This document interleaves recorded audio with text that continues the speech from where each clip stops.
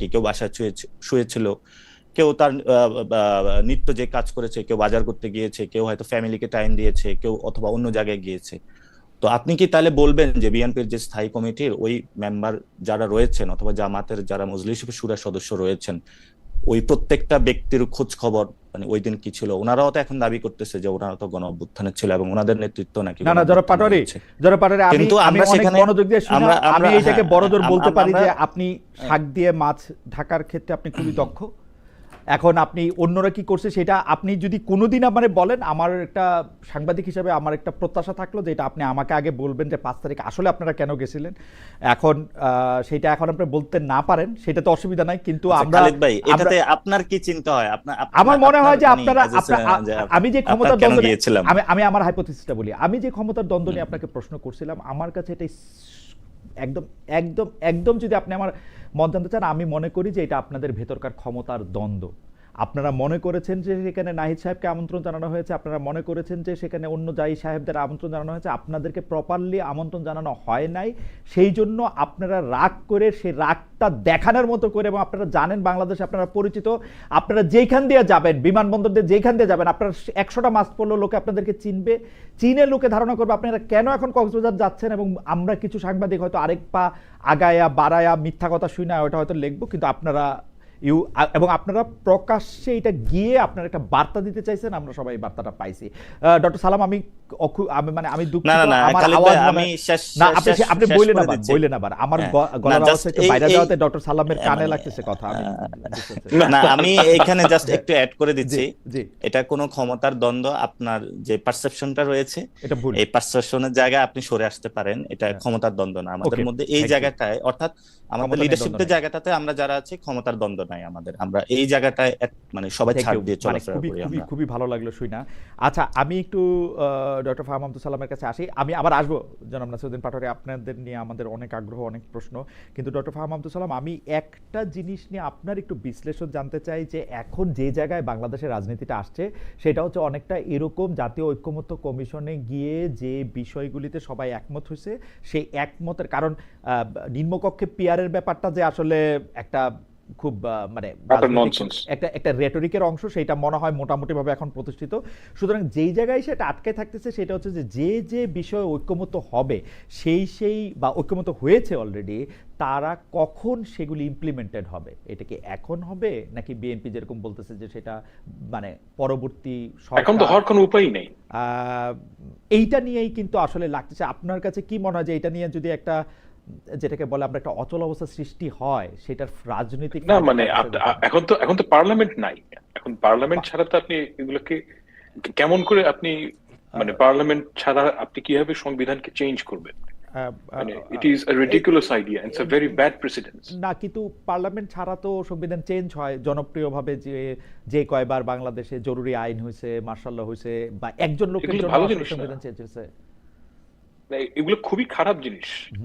If you কিন্তু think উপায়টা কি? কেয়ারফুলি, কিন্তু উপায়টা কি? যদি উপায়টা ইজ ভেরি সিম্পল। উপায়টা ইজ ভেরি সিম্পল বলেন তো যে উপায়টা কি? আপনাকে তিনটা political party, let's say BNP 855টার মধ্যে 750টার মধ্যে রাজি হয়েছে, রাইট?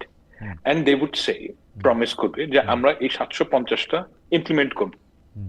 যেই কটাতে সবাই রাজি হয়েছে সেই কটাতে সবাই মিলে ঠিক করবে যে আমরা, আমাদের প্রথম কাজ হবে গিয়ে যে আমরা যখন গভর্নমেন্ট ফর্ম করব, পার্লামেন্টে গিয়ে আমরা ডিবেট করে এই 750টা যে ইনক্লুশন সেগুলোকে আমরা অ্যাকসেপ্ট করব। বাকি যে পয়েন্ট গুলো আছে যেগুলোতে ধরা যাক এখন পর্যন্ত কোনো একমত নাই, সেই ক্ষেত্রে আপনি ধরে নিবেন যে তিন পলিটিক্যাল পার্টি তিনজনই বলবে যে সাপোজ আপনার 100টার মধ্যে সমস্যা আছে, রাইট, অথবা 50টার মধ্যে সমস্যা আছে, তারা তাদের ম্যানিফেস্টোতে বলবে যে আমরা এই version of this we will implement that. এবং আমরা এটাকে এমন ভাবে রিড করবো যে পাবলিক যাকে ভোট দেয় তার ম্যান্ডেট আছে ওই জিনিসগুলো তার মতো করে করা, যেই 50টার মতন বাদ আছে। কিন্তু যেই 750টা গভর্নমেন্টকে, তিনটা পলিটিক্যাল পার্টিকে বাংলাদেশের মানুষকে প্রমিস করতে হবে যে আমরা এই 750টা এই এতগুলো যেই সংস্কার সেগুলোতে আমরা সবাই কমিট করলাম। না, ওয়াই দিস ইজ ইম্পর্টেন্ট? আমরা অ্যাজ এ পলিটি আমাদেরকে একটা বুঝতে হবে যে আমরা একটা লম্বা জার্নিতে শুরু করলাম, আমরা যদি একটা জিনিস প্রমিস করি জনগণের কাছে, সেই প্রমিসটা আমাদের রাখতে হবে, এবং এই প্রমিসটা যদি আমি না রাখি তাহলে আমাকে নেক্সট ইলেকশনে আপনি এটার জন্য ভোট দিবেন না আমাকে। এই কারণে আপনি যে সরকার দেখেন, জনগণের সাথে গণতান্ত্রিক দলগুলোর একটা সম্পর্ক তৈরি হতে হবে, এবং সেটার একটা বড় অংশ হচ্ছে গিয়ে যে আপনি যেই কটাকে বলছেন যে আমরা এটাকে মেনে নিয়েছি, সেই 750টা ইউ প্রমিস, কিন্তু ঘটনা তো ঘটতে হবে পার্লামেন্টে। পার্লামেন্টে আপনি কি মানে যদি না যান আপনি কিভাবে এটা করবেন? না আপনি ডক্টর সালাম, আমি এখানে দুইটা প্র্যাকটিক্যাল সমস্যার কথা বলে আপনার কাছে একটু নিদান চাই। একটা প্র্যাকটিক্যাল সমস্যা হলো আমরা কিন্তু বিএনপিকে আগে দেখছি, আমি একদম স্পষ্ট মনে করতে পারি যে 2001 সালে বিচার বিভাগ আলাদা করার ক্ষেত্রে সব কিছু নিয়ে রেডি ছিলেন ব্যারিস্টার সৈয়দ ইশতিয়াক আহমেদ, সেই সময়কার আইন উপদেষ্টা, কিন্তু তাকে জানানো হয়েছিল যে এটা বিএনপি গভর্নমেন্টে গিয়ে এটা করবে, পার্লামেন্টটা করবে, 5 বছর এটা করে নাই, ফ্যাক্ট রিমেন্স। এখন আমি যদি 90-এর গণ আন্দোলনের তুলনা দেই, যেই তুলনা আপনি অনেকবার দিচ্ছেন, আপনারা আমি শুনি, সেইটার ক্ষেত্রেও সেটা আসলে করতে পারে না। এখন বিএনপি ক্ষমতায় গিয়ে যেগুলির ব্যাপারে একমত হয়েছে সেগুলি যে করবে, সেইটা আমরা মানে এত বড় নদীতে আমরা নৌকাটা বাঁধবো কেমনে? মানে আমরা তো আর এটা বিশ্বাস করতে পারি না। মানে আচ্ছা, what is your other option? আর দ্বিতীয়টা আদার অপশনটা বরং আমি নিদানটা আপনার কাছে। আর দ্বিতীয়টা হইল যে বিএনপির ক্ষেত্রে যদি আমি দেখি, এখন যদি বিএনপি আর এনসিপি যখন তারা ইলেকশন করবে, তখন ইলেকশন করতে গিয়ে যদি তারা বলে যে দেখো বিএনপির জন্যই এটা আমরা ইমপ্লিমেন্ট করতে পারলাম না, এটা তো বিএনপির জন্য রাজনৈতিকভাবেও খারাপ।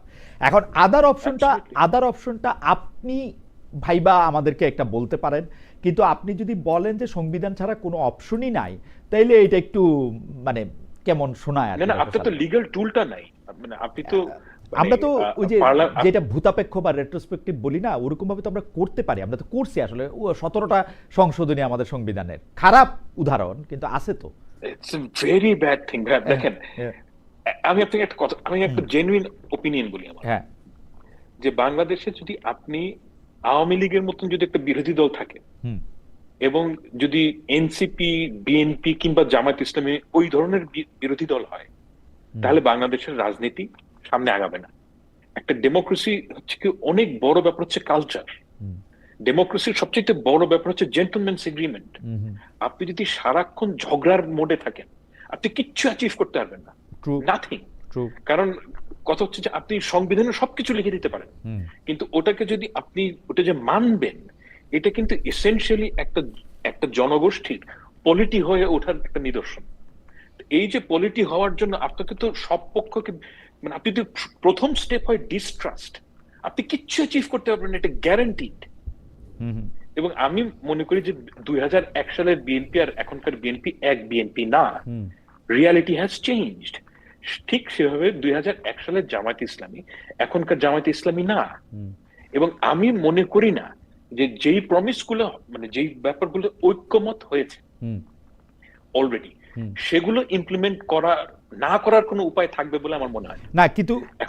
কিন্তু ডক্টর সালাম, আপনার কাছে মনে হয় না যে এই যে লিগ্যাল যে কোনো টুল নাই, বা লিগ্যাল টুলের ব্যাপারে শুধুমাত্র বিএনপি যে কনসার্ন হইতেছে, এইটা কেন? মানে লিগ্যাল টুল যদি না থাকে, আমরা যদি এটা জোর করে করি, এটা যদি খারাপ একটা প্রেসিডেন্স হয়, এটা তো এনসিপিরও বোঝার কথা, এটা তো জামাত ইসলামেরও বোঝার কথা।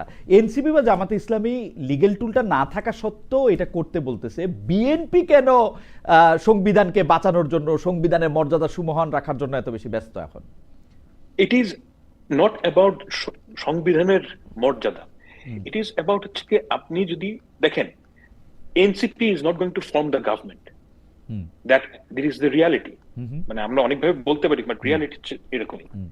এখন এনসিপি যারা গভর্নমেন্ট ফর্ম করবে না, তাদের জন্য অনেক ধরনের কথা বলা সম্ভব। যখন আপনি অ্যাকচুয়ালি গভর্নমেন্ট রান করবেন, তখন আপনি খেয়াল করবেন যে অনেক জিনিস কাজ করা যায় না। আপনি সরকার যদি ফর্ম করতে না হয়, তাহলে আপনি বলতে পারেন ইন্ডিয়াকে খায়া দাও, ভাঙ্গা দাও, সবকিছু। কিন্তু যখন আপনি অ্যাকচুয়ালি রান করবেন government, then you will see the reality is difficult. হ্যাঁ, তো আপনি বিএনপি যেহেতু মনে করছে আমরা দল ফর্ম করব, তার যে ভিশন সেটা হচ্ছে কি আমাকে নিয়মের মধ্যে থেকে চলতে হবে, এবং this is something that we should actually accept, যে আপনি যেটা নিয়মের মধ্যে থাকাটা খুব জরুরি একটা জিনিস। না ডক্টর সালাম, আমি একটু ভাঙ্গা বলি, মানে ধরেন আপনার থেকে ধার নিয়ে বলি, আপনি 749টা বিষয়ে আপনি একমত হয়েছেন, এখন 749 বিষয়টা আপনি করবেন। এখন এইটা আপনি এনসিপি এবং জামায়াত ইসলামের দাবি কিন্তু সরল, ওরা বলতেছে যে আপনি এটা প্রমিস করেন বা এটা নিয়ে এখনই করেন। হ্যাঁ, এখন আপনি এটা প্রমিস করতেছেন যে এটা আপনি করবেন, এটা যদি এখন সংবিধানে আপনি ওরা যেমনি চাইতেছে এমনি চাইতে করতে, তারপরে গিয়ে আপনি সরকার গঠন করলেন, তারপরে এটা আপনি মাইনে নিতে আমার মনে হয় না অত বড় অসুবিধা থাকা দরকার। যতটা অসুবিধা হচ্ছে জি জি বলেন। আমি তো যতদূর জানি যে প্রমিস তারা করবে, প্রমিস, কিন্তু তারা প্রত্যেকটা প্রমিস করবে না। যেই কয়টা বিষয় তারা ঐক্যমতে পৌঁছেছে সেগুলো তারা প্রমিস করবে, এবং ওই কয়টার ব্যাপারেই কথা হইতেছে, কিন্তু ওই কয়টার ব্যাপারে না। এখন ব্যাপারটা হচ্ছে কি যে বিএনপি প্রমিস করতেছে যে এই কয়টা তারা করবে, কিন্তু তারা আবার পাশাপাশি বলতেছে আমরা ইমপ্লিমেন্ট করব নতুন সরকার আসার পরে। এইখানে আমাদের মধ্যে একটু সন্দেহ দেখা দিচ্ছে। আমরা মনে করতেছি যে there is no other way। আমি তো দেখি না যে আপনি কিভাবে কাজটা করবেন, কারণ আপনি তো পার্লামেন্ট যদি না থাকে। আমি প্রেসিডেন্সিয়াল অর্ডার দিয়ে করে নিব এটা, এখন পরে পার্লামেন্টে এটা ঠিক করে নিব, পরে পার্লামেন্টে ঠিক করে নিব। Ordinance, it's just an ordinance. হ্যাঁ, অর্ডিন্যান্স করে আমি বদলাই নিব, কি আর সংবিধান একটা বই খাতা, আমি এটা অর্ডিন্যান্স দিয়েই করে নিব, পরে গিয়ে পার্লামেন্টে গিয়ে এটা ঠিক করব। দেখেন, অর্ডিন্যান্সের আমি জানি না, অর্ডিন্যান্সের তো সানসেটিং হয় সম্ভবত, মানে 5 বছর 6 বছর পর। এখন যদি সানসেটিং, আমি ঠিক বাংলাদেশের সময়টা জানি না, মানে এক্স্যাক্টলি কখন সানসেটিং হয়। এখন সাপোজ আপনি একটা অর্ডিন্যান্স করলেন, আমি এটা পার্লামেন্টে মানে আপনি প্রমিসটাকে গুরুত্ব কম দিচ্ছেন as oppose to legal document. আমি ঠিক উল্টাভাবে দেখি। আমি মনে করি বাংলাদেশের জনগণকে প্রমিস করাটা, এইটার যে ওজন, সেটা হচ্ছে গিয়ে একটা পিস অফ পেপারের থেকে অনেক বেশি। এবং ওই জায়গাটায় যদি আপনি বিএনপি কে বলেন কিংবা জামায়াত ইসলামীকে বলেন এবং এনসিপি কে বলেন, তিনজনকে যদি বলেন যে আমরা ঐক্যমত্যের জায়গাটা আমরা তিনজনই প্রমিস করবো যে এই কয়টা জায়গা যেই ক্ষমতায় আসুক। ডক্টর সালাম, আমি প্রবলেমটা কোথায় দেখি জানেন? আপনার কথা থেকে বলি, আমি প্রবলেমটা দেখি এনসিপি এবং জামাত ইসলাম কিন্তু মনে করতেছে তারা সরকার গঠন করবে না, সরকার গঠন করবে হচ্ছে বিএনপি। সেজন্য বিএনপির প্রমিসটার চেয়েও গুরুত্বপূর্ণ হচ্ছে লিগ্যাল ইনডাইটমেন্ট। এখন আপনি যদি এটা না করেন, এনসিপি এবং জামাত ইসলামের এটা ভাবার যথেষ্ট কারণ আছে। বিএনপি যখন 270টা বা 170টা বা 151টা সিট নিয়েও আসবে, তখন ও এটাকে পিছাতে থাকবে, বলবে না, করবে না, নানা কারণ দেখাবে, মানে করতে পারে আর কি ইচ্ছা করলে। অফকোর্স করতে পারে, এবং যদি বিএনপি করে, বাংলাদেশের মানুষ বিএনপির এগেইনস্টে যাওয়া উচিত। দিস ইজ বাংলাদেশের মানুষ তার এনার্জি নাই। 15 বছর শেখ হাসিনার বিরুদ্ধে জুলাই আগস্টে এত রক্ত দিয়ে আর এনার্জি নাই তো। ওয়েল, দমে গেলে চলবে না তো সারা জীবন আমরা এগুলিই করতে থাকবো। আচ্ছা যাও ডক্টর সালাম, আপনার বক্তব্য পরিষ্কার।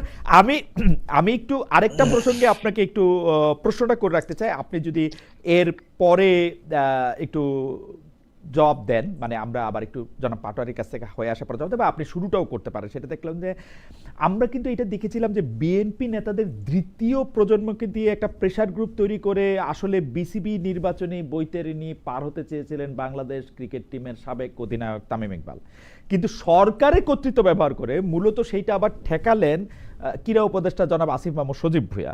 বিএনপি ক্ষমতা এলে যে দেশে ক্রীড়াঙ্গন সহ বিভিন্ন ক্ষেত্রে দলীয়করণ, স্বজনপ্রীতি, পরিবারতত্ত্ব কায়েম হবে,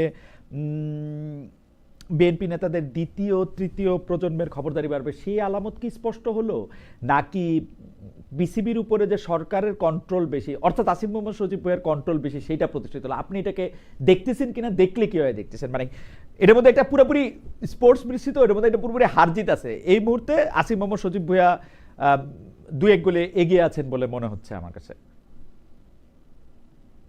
আমি উত্তর দিব না, একটু যদি শুরু করেন আর কি। আমি মানে এটার যে ইন্টারনাল পলিটিক্স, সেখানে কমেন্ট করাটা ঠিক হবে না। ইন্টারনাল পলিটিক্সটা কি? কারণ আমি এই ইন্টারনাল পলিটিক্স এর মধ্যে আমি এটার বিভিন্ন ধরনের খবর শুনি, এবং আমি অ্যাকচুয়ালি শিওর না যে ইন্টারনাল পলিটিক্সটা কি। তবে একটা বিষয় হচ্ছে কি, যে মানে বিএনপির ব্লেসিং নিয়ে যারা এখানে আসতে চাচ্ছে, আর অন্যদিকে হচ্ছে সজীব ভূঁইয়া, এদের মধ্যে একটা টাসাল আছে। এবং এই টাসাল, তবে একটা কথা কি, যে আমি তামিম তো কোনো বিএনপি নেতার সন্তান না, না। কিন্তু সে বিএনপির ব্লেসড, হুম, হুম, বিএনপির তার হুম, তার প্রতি মানে ব্লেসিং আছে, হুম, সে দলও করেন। হুম, এখন কথা হচ্ছে যে এই যে টাসেলটা, এই টাসেলটা এইভাবে না দেখে আপনার একটা জিনিস দেখা দরকার। মানে আমি তো একজন আউটসাইডার, হুম, আমি আউটসাইডার দেখি যে মানে বিসিবির মতো মানে বাংলাদেশের যে বাংলাদেশ ক্রিকেট কন্ট্রোল বোর্ডের যে প্রফেশনাল কারা, মানে কার অ্যাকচুয়ালি এক্সপিরিয়েন্স আছে। হুম, তা আমার কাছে তো মনে হয় যে তামিম ইকবালের অ্যাকচুয়ালি এক্সপিরিয়েন্স আছে, মানে he knows probably more than anyone else যে কিভাবে ক্রিকেট রান করা উচিত, সম্ভবত, I am not sure. Okay. তো আমার কাছে মানে as a candidate he is not a bad candidate. Yeah maybe, কিন্তু জনাব আসিফ মোহাম্মদ সজীব ভুঁইয়ারে নিয়ে আমরা আরো আলোচনা করব। মানে আমাদের একজন দর্শক বলছেন যে আসিফ মোহাম্মদ সজীব ভুঁইয়া 2-0 গোলে এগিয়ে আছেন, এটাও আমি হয়তো মেনে নিতে পারি। আমি একটু জনাব নাসিরউদ্দিন পাটোয়ারির কাছে যাই একটা প্রশ্নে।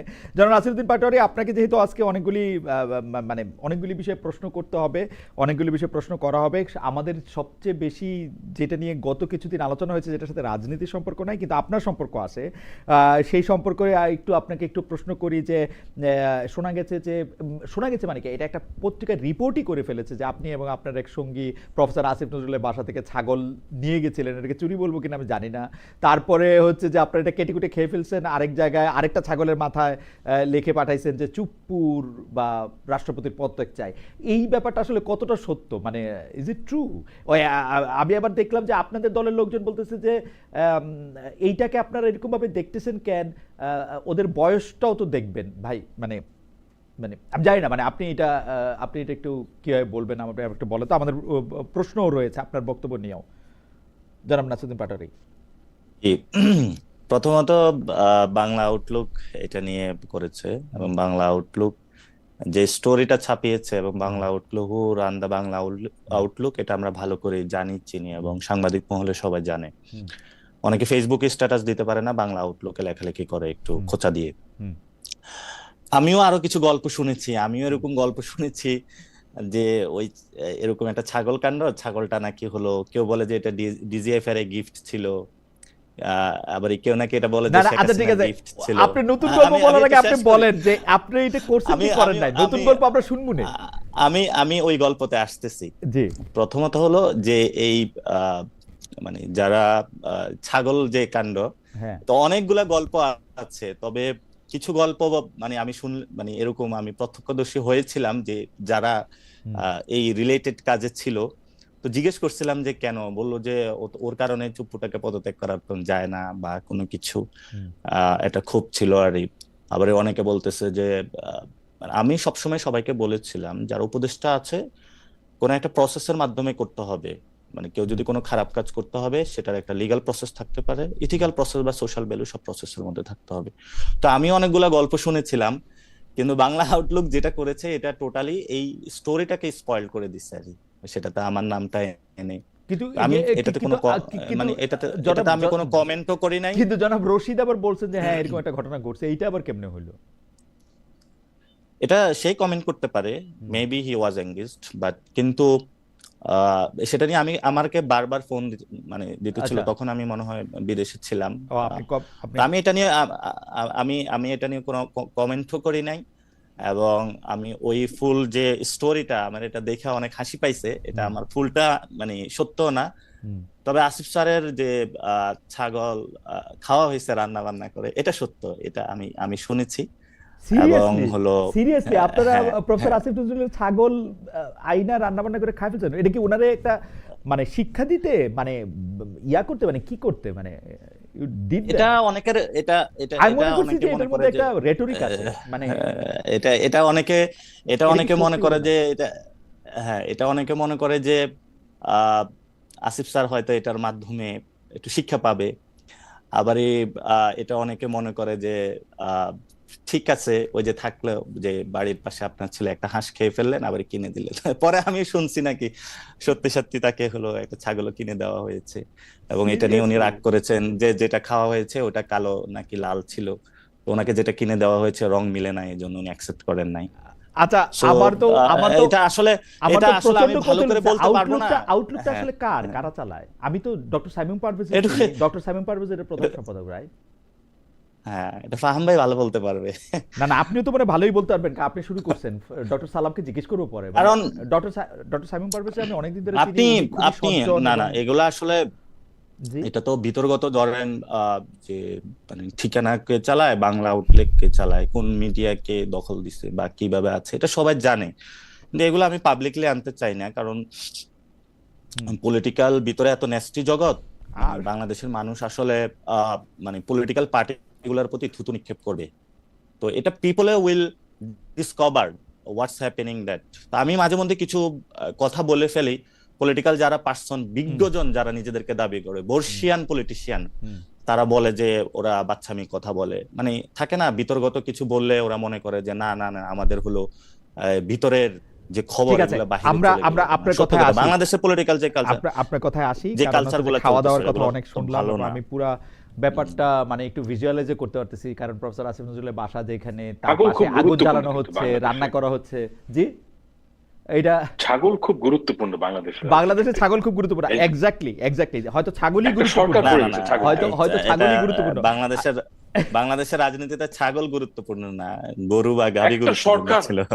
সরকার পড়ে গেছে একটা পড়ে যাওয়া ছাগল। শুরু হয়েছিল ছাগল দিয়ে, এটা বোধহয় ডক্টর সালামের মনে হয়েছিল যে ওই যে মতিউর রহমানের ছাগল। Yes, আচ্ছা, হাওয়েভার কিন্তু আমি আমি একটু জনাব নাসিরুদ্দিন না, পাটোয়ারি, তবে আমি এটা ডিরেক্ট সব কিছু বলতে পারবো না, কারণ আসলে আমি তো উপদেষ্টা না, আর মন্ত্রী পাড়ায়ও আমি থাকি না।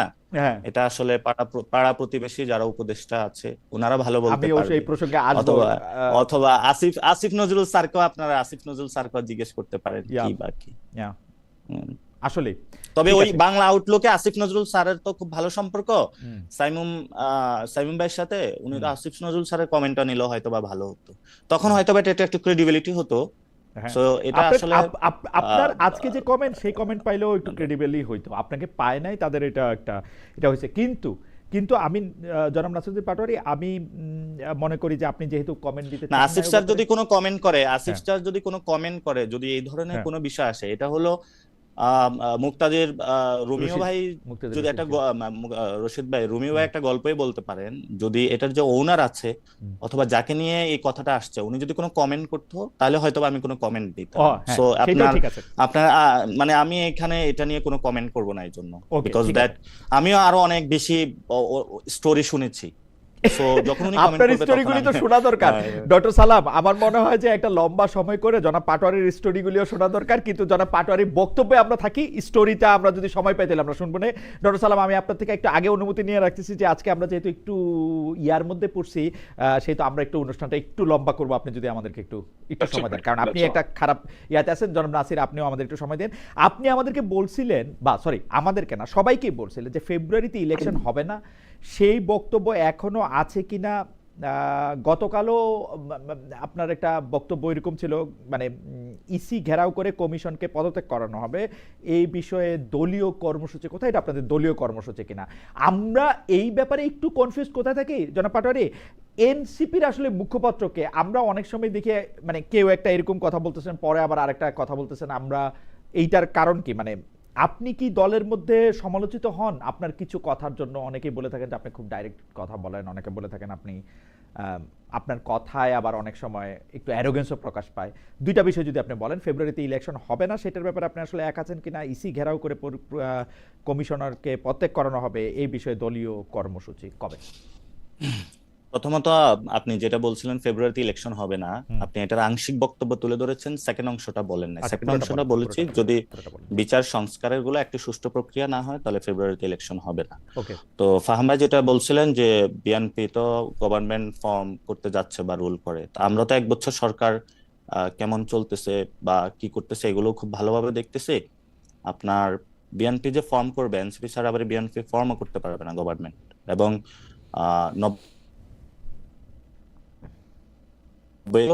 পিপল এখন একটু সন্দিহান রয়েছে যে আসলে সামনে কি করতে যাচ্ছে।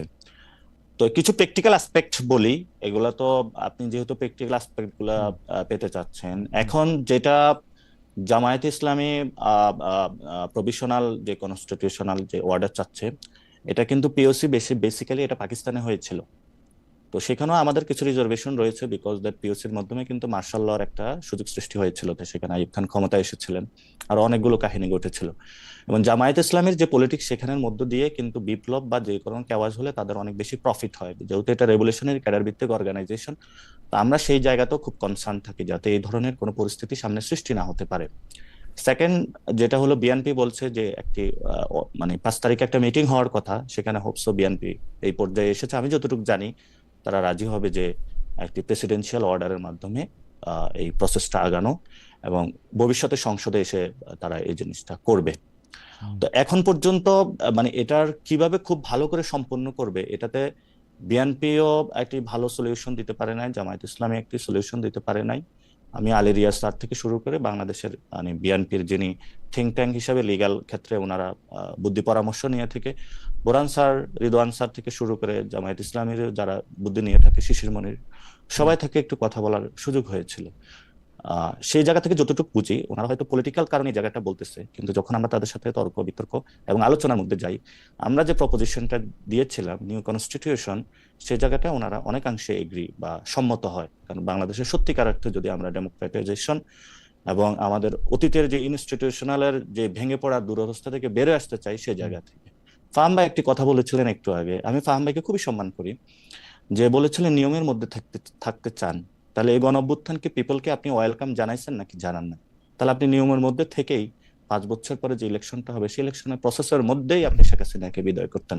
এবং গত 3টে ইলেকশনে আপনার এত ভোট ব্যাংক থাকা সত্ত্বেও আপনি নিয়মের মধ্যে থেকেই শেখ হাসিনাকে আপনি বিদায় করতে পারেন মানে এবং শেখ হাসিনা হলো নিয়ম ক্রস করে ফেলছে। মানে সো আমি যে এজেন্সটা বলতে চাচ্ছি, আপনি কোশ্চেনটা করেছিলেন যে ফেব্রুয়ারিতে ইলেকশন হবে কিনা। সো আমরা যদি লিগ্যাল পার্সপেক্টিভ ওয়েতে দেখি, বাংলাদেশ 5 অগাস্টে গত বছরের যে জায়গাটা ছিল এখনো কিন্তু ওই জায়গাটা রয়ে গিয়েছে। এখনো 106 এর নিয়মের ব্যত্যয়ের করেই তো এই কাজগুলো এখন হচ্ছে, এবং সংবিধানের অধিকাংশ জায়গাটাই কিন্তু হলো অলরেডি এটা আছে নাকি নাই। কোনো কাজ সংবিধানের অধীনে হয়, কোনো কাজ সংবিধানের অধীনে হয় না, এবং বিএনপি ওই কাজগুলোতে সন্তুষ্ট রয়েছে। আমি একটা জিনিস বুঝছি, আপনারা তো সংবিধানটারই ছুঁড়ে ফেলা দিতে চাইতেছেন বা সংবিধানটার আপনার মানতে চাইতেছেন, তো সেই সংবিধানে এটা সংযুক্ত হোক এইটারই আপনারা এত বেশি গুরুত্ব কেন দিচ্ছেন? ডক্টর সালাম কিন্তু বলতেছিলেন যে এইটা নিয়মের বাইরে গিয়ে উনি বলতেছেন যে সংবিধানের চেয়েও কিন্তু এই আন্দোলন, এই অভ্যুত্থান, এই প্রমিস পোস্ট 5 আগস্ট অনেক বেশি গুরুত্বপূর্ণ। কিন্তু আপনারা সেই সংবিধানটার মধ্যে এটা চাইতেছেন কেন, যে সংবিধানটা আপনারা ফেলা দিতে চান? আপনি হয়তো মিস করেছেন, আমাদের প্রস্তাবনাটা ছিল গণপরিষদ। আমরা তো এই সংবিধানের মধ্যে থেকে গণপরিষদ না, মানে এই যে এখন ইমপ্লিমেন্টেশনটা কখন হবে সেইটা আপনারা প্রেসিডেন্সিয়াল অর্ডার করেই কেন এটা চাইতেছেন, মানে কারণটা কি? আমরা তো প্রেসিডেন্সিয়াল অর্ডারের কথা বলি নাই, আমরা তো বলেছি নিউ কনস্টিটিউশনের মধ্য দিয়েই হোক। নিউ কনস্টিটিউশন মানে সবকিছু, জি আমরা তো গণপরিষদের কথা আপনারা নতুন করে মানে গণপরিষদের কথা বলতেছেন যে গণপরিষদ করে হোক, এটা আমরা নতুন করে না, এটা আমরা বুঝতে পারতেছি কনসেনসাস কমিশনে আমরা যে প্রস্তাবনাটা দিয়েছিলাম সেটার মধ্যে আমরা গণপরিষদ একদম সংবিধান ছুঁড়ে ফেলে দিয়ে নতুন করে সবকিছু রিস্টার্ট করার কথা বলেছিলাম। এখন যেটা হতে যাচ্ছে এখন আমি যতটুকু কথা শুনেছি যে তারা একটি প্রেসিডেন্সিয়াল অর্ডার করবে এবং ইলেকশনের সময় গণভোটের একটা প্রস্তাবনা নিয়ে আসতে চাচ্ছে। সেখানেও পিপলস উইলে থাকতে পারে, অর্থাৎ না তারা গণপরিষদ, না তারা অ্যামেন্ডমেন্ট। কারণ বিএনপির যে কথাটা বলেছিল আমরা সেখানে অবজেকশন দিয়েছিলাম, কারণ সংবিধানের বেসিক যে স্ট্রাকচার সেটাই চেঞ্জ হয়ে গেছে। আমার মানে আপনারা যদি গণপরিষদের নির্বাচন চান বা গণপরিষদটাই যদি আপনারা চান, তাহলে বর্তমান যে সংবিধান আছে সেইটা কতদিন পর্যন্ত অ্যাক্টিভ থাকবে, নতুন একটা সংবিধান না হওয়া পর্যন্ত? গণপরিষদ যখন আমরা বলি তখন যখন গণ অভ্যুত্থানটা হয়ে গেছে পিপলস উইলের মধ্য দিয়ে, তখনই তো সব সংবিধানটা বাতিল হয়ে গেছে। তো তাহলে এখন আপনি বিচার কাজ, বাংলাদেশ সরকারের কাজ, সেটা কি দিয়ে চালাতেছেন? তাহলে এটা তো আমরা অনেক আগ থেকে বলে আসছি যে একটি যদি ঘোষণাপত্র হতো অথবা একটি পেপার হতো যেটা সবার মধ্য দিয়ে এবং সেটার মধ্যে দিয়ে বাংলাদেশ পরিচালনাটা হলে ভালো হতো। এখান তো আমরা তো আমাদের জায়গা থেকে সরি নাই। আপনারা জায়গা থেকে সরেন না, কিন্তু আপনারা মানে আচ্ছা যাই হোক, আমি এটা নিয়ে আর আপনার সাথে বিস্তারিত কথা নিশ্চয়ই আরেকদিন বলবো। আমি আপনাকে আপনার দুটা কথা বা আপনাদের দলের দুইটা কথা একটু স্মরণ করে দিতে চাই। যে আপনাদের দলের একজন নেতা সামান্তা শারমিন, তিনি খুব যুগান্তরকে বলেছেন যে নির্বাচনের আগে বিশেষ প্রকল্প ফাঁস করা হবে আপনার কাছ থেকে আমরা একটু জানতে চাইবো যে সেই বিশেষ প্রকল্পটা আসে কি। আপনারকে আমরা কোট করছি যেখানে আপনি বলতেছেন যে বেশ কয়েকজন উপদেষ্টা দুর্নীতিতে জড়িয়েছে, অনেকের আত্মীয় স্বজনের খবর আমরা পাচ্ছি, উপদেষ্টাদের কে কে দুর্নীতির সাথে যুক্ত হয়েছে তা জনগণের সামনে প্রকাশ করবে এনসিপি। এগুলি এনসিপির নিজস্ব, মানে আপনাদের নিজস্ব, আপনারা যারা এনসিপির নেতা আছেন তাদের নিজস্ব ভাবনা নাকি এনসিপির দলীয় ভাবনা, এইটা একটু আমরা আপনার কাছ থেকে শুনবো। কিন্তু আমরা একটু ডক্টর সালামকে শুনে আসি। ডক্টর সালাম, দুইটা বিষয়, একটা হচ্ছে যে এইটা ঠিক যে বিপ্লব নিয়ম মেনে হয় নাই, গণ অভ্যুত্থান নিয়ম মেনে হয় নাই, তারপরেই তো সংবিধান এটা হয়ে গেছে, আমরা সংবিধানকে এরকম করে রক্ষা করতে চাইতেছি কেন, প্রমিসের থেকে এইটার বেশি এটা গুরুত্বপূর্ণ, এই বিষয়টা থেকে আপনি একটু বলবেন। আরেকটা জিনিস হচ্ছে, আমাদের প্রশ্নটা কিন্তু একটু পরে বলি, এটা আপনারটা যদি একটু আপনি শুনে নেই, আমাদের অরিজিনাল প্রশ্ন ছিল। জি আচ্ছা, আমি একটু উত্তর দিই। জি জি পাটোয়ারি আমাকে একটা প্রশ্ন করলেন, জি। সেটা হচ্ছে কি যে বিএনপি তো গত 3টা নির্বাচন করতে পারেনি, আওয়ামী লীগের যে গণ অভ্যুত্থানের তো আইন মেনে হয়নি। It's true. কারণ হচ্ছে গিয়ে যে আমরা যখন, শেখ হাসিনা হচ্ছে গিয়ে অসুর, শেখ হাসিনা যেই কাজটা করছে সেটা হচ্ছে গিয়ে যে সে প্রত্যেকটা নিয়ম ভেঙে ফেলছে। এখন আপনি যখন মানুষকে ইলেকশন করতে দিচ্ছেন না, তখন আপনাকে উৎখাত করা ছাড়া কোনো উপায় নেই। এবং আলটিমেটলি পুরো বাংলাদেশ সেই উৎখাত করার পর্যায়ে যখন গ্রাজুয়েট করছে, তখন হাসিনা হেলিকপ্টার করে পালায় গেছে। এটা হচ্ছে গিয়ে রিয়ালিটি। এখন পালায় যাওয়ার পরের যে রিয়ালিটি, সেটা হচ্ছে কি আপনি তখন ওই মোডে সারা জীবন থাকতে পারবেন না। You have to promise to a new democratic system, এবং সেই সিস্টেমের জন্য আপনাকে অবশ্যই একটা এমন একটা জায়গা, একটা নিয়মের মধ্যে আপনাকে কমিট করতে হবে। এখন আপনার যে প্রশ্ন যে এই কমিট করার ক্ষেত্রে এনসিপি যে গণপরিষদের কথা বলছেন, তারপর জামাত ইসলামী যে পিআর এর কথা বলছেন, এগুলো দেখেন আমি মনে করি যে ট্যাকটিক্স, নাথিং এলস। এগুলো একটা টিকবে না, এবং দিস আর আনঅ্যাচিভেবল থিং। দুটোর একটা ভিন্ন ভিন্ন কারণে দুটোই ফেল করবে। এবং আমার কাছে মনে হচ্ছে এই কাজগুলো করে কোনো লাভ নাই। বাংলাদেশের মানুষের এখন যে সমস্যা, সেটা রাজনৈতিক সমস্যা না। আমাদের দেশের মানুষরা যদি রাস্তাঘাটে গিয়ে যে কোনো লোককে জিজ্ঞেস করেন, তার যে রিয়েল লাইফের যে প্রবলেম, সেটা হচ্ছে কি ল এন্ড অর্ডার খুব খারাপ। বাংলাদেশের ইকোনমিক রিকভারি যথেষ্ট স্পিডি হচ্ছে না, কোনো জব নাই। এগুলো হচ্ছে সাধারণ মানুষের সমস্যা। আমাদের দেশের সকল পলিটিক্যাল পার্টির এই ব্যাপারে কনসেনসাসে আসা দরকার। রাজনৈতিক কনসেনসাস হচ্ছে এটা বেশি জরুরি, যে আমরা এই জায়গাগুলোকে কেমন করে ট্যাকল করব, ওটা অনেক বেশি জরুরি জিনিস। আপনি আওয়ামী লীগকে বাংলাদেশের সত্যিকারের যদি অতীত বানাতে চান, আপনি যদি আওয়ামী তন্ত্র থেকে সত্যিকারের উত্তরণ চান, তাহলে বাংলাদেশের মানুষকে তাদের যে সুবিধাগুলো দিতে হবে, গভর্নেন্স দিতে হবে। আপনি যদি গভর্নেন্স দেন, আপনি যদি আওয়ামী লীগের চেয়ে বেটার কিছু ডেলিভার করেন, 10 বছর পর আওয়ামী লীগ এমনিতেই নাই হয়ে যাবে। কিন্তু আপনি যদি সারাক্ষণ এই পলিটিক্যাল কাজিয়ার মধ্যে থাকেন, এগুলো একটাও অ্যাচিভ করা যাবে না। এটা হচ্ছে কি বাংলাদেশের বাস্তবতা আমার কাছে মনে হয়। এবং এই জায়গাটায় আমার কাছে মনে হয় যে জামায়াত ইসলামী এবং এনসিপি কমপ্লিটলি রং, ভুলভাবে রিড করছে জিনিসটা। আমি অবশ্য এই বিষয়টা নিয়ে আপনার সাথে কন্টেস্ট করতে চাই না, সেটাতে অনেক আলাপটা একটু লম্বা হয়ে যাবে। কিন্তু আপনি যেভাবে বিষয়টা দেখতেছেন, সেটা কি আপনার কাছে মনে হয় যে এইভাবেই আসলে যারা গণ অভ্যুত্থানের নেতৃত্ব দিয়েছে, অর্থাৎ এই ক্ষেত্রে যদি আমরা এনসিপিকে ধরি, জামায়াত এবং বিএনপিকে যদি ধরি যে তারা পাশে ছিল, তাহলে এনসিপিরও কি আসলে এইভাবেই চিন্তা করা উচিত যে কোথাও গিয়ে থামাটা এইখানেই থামতে হবে, যেই সংবিধানটাকে সাথে করে নিয়ে সাবেক সরকার অনেক বেশি টাইরান্ট হয়ে উঠছিল, সেই সংবিধানটার মতো করেই নিয়ম কানুন আইনি বৈধতা সবগুলি ঠিক রেখে চলতে হবে? এটা কি তাদেরও মানতেই হবে? মানে তাদের কাছে কি আর কোনো অপশন নাই? মানে আমরা কি ভাবতে পারি না যে বিপ্লবটা বা অভ্যুত্থানটা বা আমাদের এই কনসেনসাসটা আরেকটু এক্সটেন্ড করা যেতে পারে, টিল আরেকটা সংবিধান আমরা লিখলাম, বা win the election and do it, as simple as that. Okay, আপনার যদি মনে হয় জামাত ইসলামী এবং এনসিপি যদি মনে করে যে আমাদের একটা এক্সট্রা রাইট আছে, কিংবা আমাদের এক্সট্রা কোনো অবদান আছে, please win the election and do all the changes that you want, as simple as that. কিন্তু আপনাকে ডেমোক্রেসির মূল, আপনি এখানে বলতেছেন যে ঠিক আছে, জনগণ যদি ম্যান্ডেট দেয়, জনগণ যদি এই কথার উপরে আপনাদেরকে ভোট দেয়, তাহলে তো আপনারা এসে এটাই করতে পারবেন। কিন্তু সেই ক্ষেত্রে এই সংবিধান দিয়েই যাইতে হবে আসলে।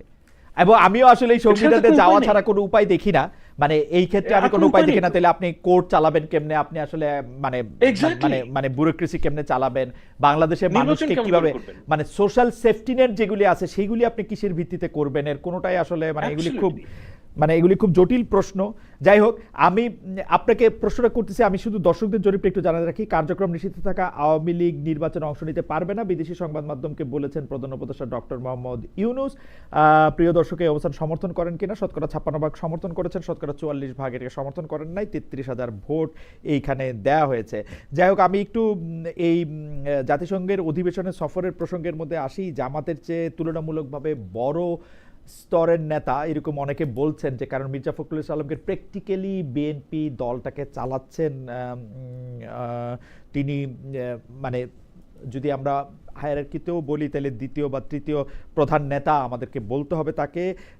তিনি বলেছেন যে ডক্টর ইউনূসের বক্তব্যের মধ্যে বা অ্যাপ্রোচের মধ্যে তিনি সাবেক রাষ্ট্রপতি জিয়াউর রহমানের প্রতিচ্ছবি দেখতে পাচ্ছেন। তো এইটা কি আসলে বিএনপির রাজনীতির একটু ইউটার্ন, নাকি মানে আমি যে প্রায় বলি যে ডক্টর ইউনূস এখন বিএনপির পকেটে ঢুকে গেছে ওইরকম কোনো কিছু একটা, বা বিএনপির সঙ্গে ডক্টর ইউনূসের একটা কি বলবো শুভ বা অশুভ একটা আতাত হয়েছে, ওরকম কিছু একটা বলবো? না, আমি এভাবে দেখি না জিনিসটাকে। আচ্ছা, আমি আপনি যেহেতু প্রশ্নটা করলেন এবং যাকে নিয়ে না কারণ হচ্ছে কি 2-3 মাস আগে আমরা দেখছি যে বিএনপির উপরে অনেকটা রাগ করে এনসিপির ডাইকা ডক্টর ইউনূস পদ ছেড়ে দিতে চাইছিলেন। সত্যি নাহিদ আসিফরা গিয়া বুঝায়া উনাকে রাখছে কোনো মতে। দেখেন, আপনি আমাকে এমন একটা প্রশ্ন করেছেন যে এই প্রশ্নের উত্তর দিলে আমার কিছু ব্যক্তিগত অভিজ্ঞতার কথা না বললেই। আচ্ছা বলেন একটু ব্যক্তিগত অভিজ্ঞতা, আমরা একটু শুনি। ব্যক্তিগত অভিজ্ঞতা, আমি যেটা দেখেছি যে যার সম্বন্ধে আপনি কথাটা বলছেন, উনি তো আসলে, আমি তাকে অনেকদিন ধরেই চিনি। উনি স্টেটসম্যানশিপ এটা খুব পছন্দ করেন। বুঝেন না, উনি যেটা বোঝেন সেটা হচ্ছে গিয়ে বাংলাদেশের মানুষের জন্য কি ভালো। এবং উনি ওনার স্ট্যান্ড পয়েন্ট থেকে যেটা দেখেছেন সেটা হচ্ছে যে উনি